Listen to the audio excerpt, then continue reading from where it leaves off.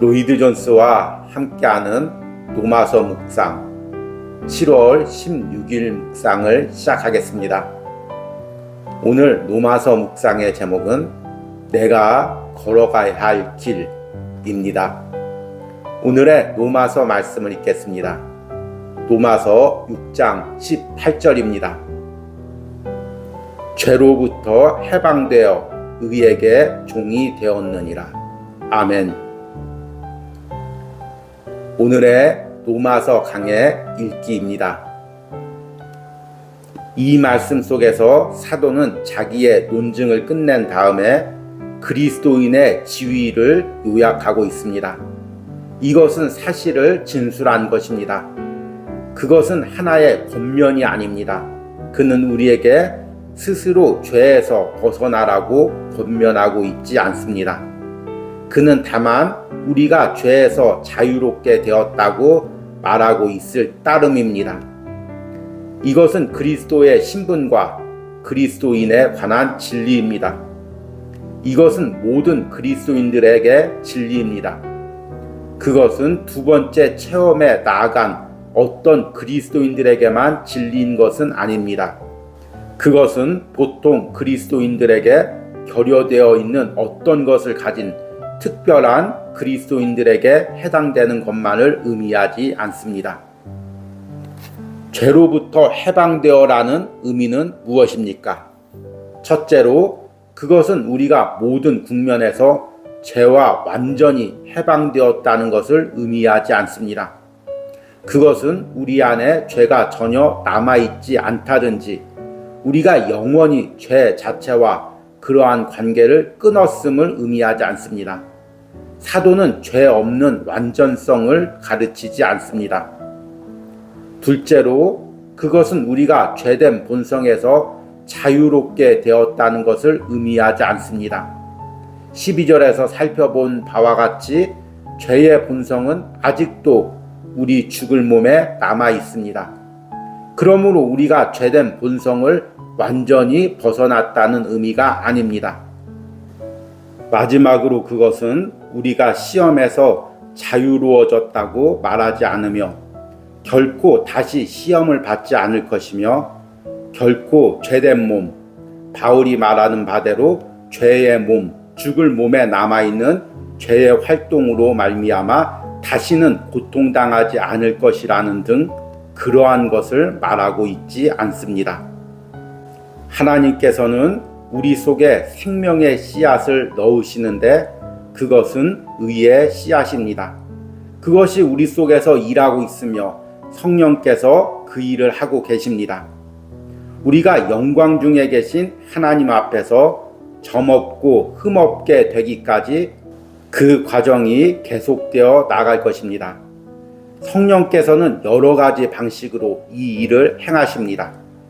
따라서 어느 면에서 그리스도인이 된다는 것은 매우 두려운 일입니다. 그리스도인이 되는 순간 우리는 무엇을 행할까에 대해 매우 주의해야 합니다. 아멘. 오늘의 로마서 해석입니다. 오늘은 새롭게 로마서 6장 18절 말씀을 읽었습니다. 로마서 6장 18절은 매우 짧은 구절로 되어 있습니다. 그런데 이 짧은 구절 가운데 우리 그리스도인이 어떤 존재인지에 대해서 이야기하고 있습니다. 우리가 로마서 6장을 계속 읽다 보면 하나의 패턴을 발견합니다. 바울은 처음에는 그리스도인이 어떤 존재인지 그것을 정의합니다. 그리고 너희가 그런 존재처럼 살으라고 권면을 합니다. 예를 들어서 로마서 6장 11절에 보면 이와 같이 너희도 너희 자신을 죄에 대하여는 죽은 자요 그리스도 예수 안에서 하나님께 대하여는 살아있는 자로 여길지어다. 이렇게 그리스도인의 정체성을 죄에 대해서는 죽은 자요 하나님께 대하여는 살아있는 자라고 정의합니다. 그리고 바로 12절부터 그리스도인이 그런 존재라면 우리가 어떻게 살아야 될지를 권면합니다. 그러므로 너희는 죄가 너희 죽을 몸을 지배하지 못하게 하여 몸의 사욕에 순종하지 말고 또한 너희 지체를 불의의 무기로 죄에게 내주지 말고 오직 너희 자신을 죽은 자 가운데서 다시 살아난 자 같이 하나님께 드리며 너희 지체를 의의 무기로 하나님께 드리라. 이렇게 우리가 어떻게 살아야 될지를 권면합니다. 오늘 읽은 18절과 또 이후에 읽을 19절 이하도 이와 같은 패턴으로 되어 있습니다. 오늘 읽은 18절에 보니까 죄로부터 해방되어 의에게 종이 되었느니라. 우리 그리스도인이 죄로부터 해방되어 의의 종이 된 존재라고 이야기합니다.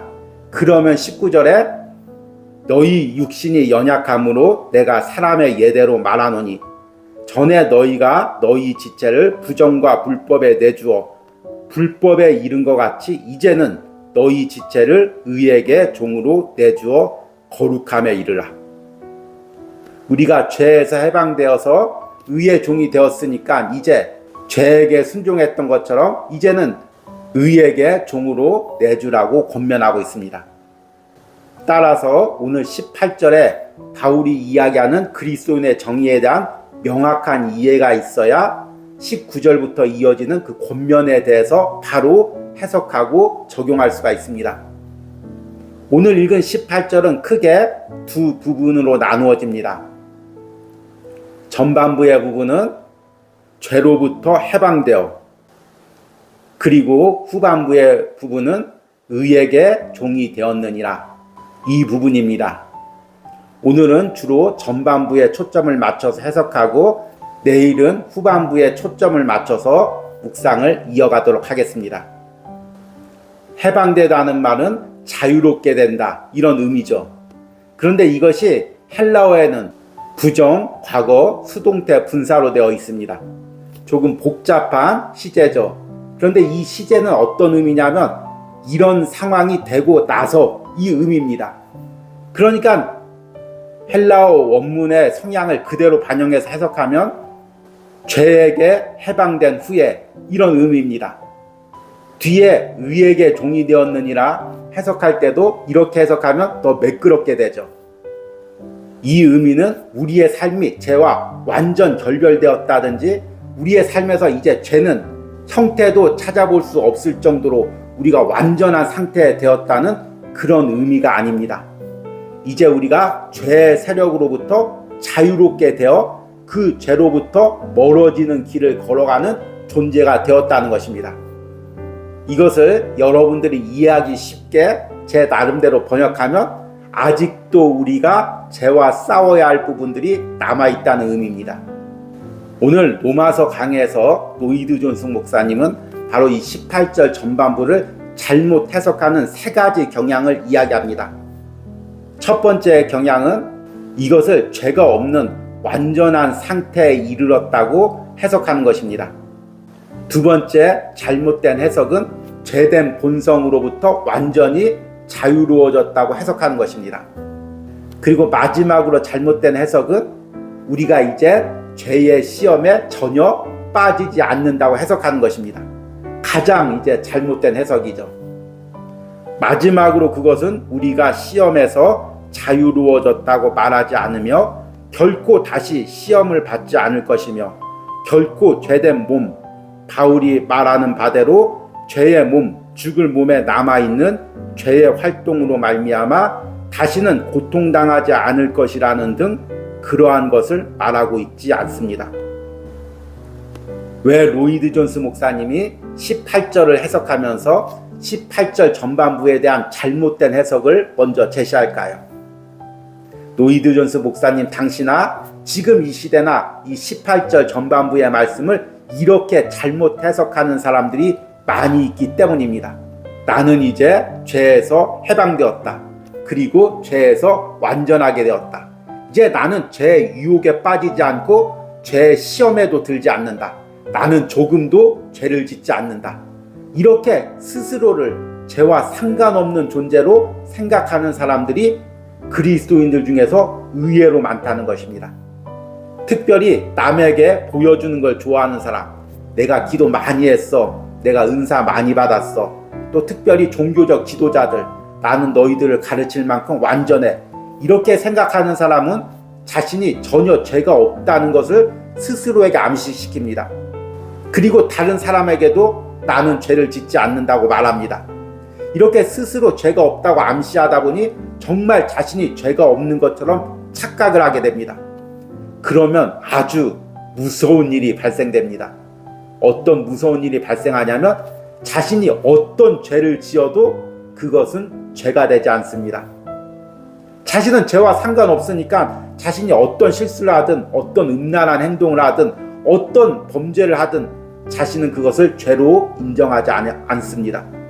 우리가 앞에서 노마서 묵상에서 살펴본 것처럼 복음의 능력을 체험하기 위해서 가장 먼저 해야 될 것은 죄가 죄되게 하는 것입니다.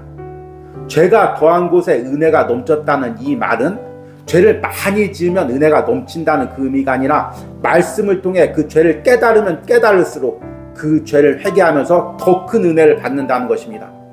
그런데 자신 안에는 죄가 없고 죄와 자신은 상관없다고 생각하면 은혜의 통로가 단절되게 됩니다.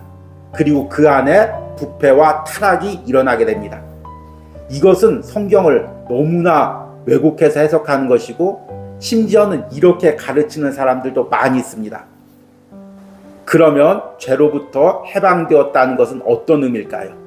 이제 내일 의에게 종이 되었다는 이 부분을 해석하면서 더 자세히 설명하겠지만 죄에게서 해방되었다는 것은 나의 영혼을 잡고 있던 죄 세력으로부터 이제 내가 자유롭게 되어 내 안에 의의 씨앗이 심어졌다는 것입니다.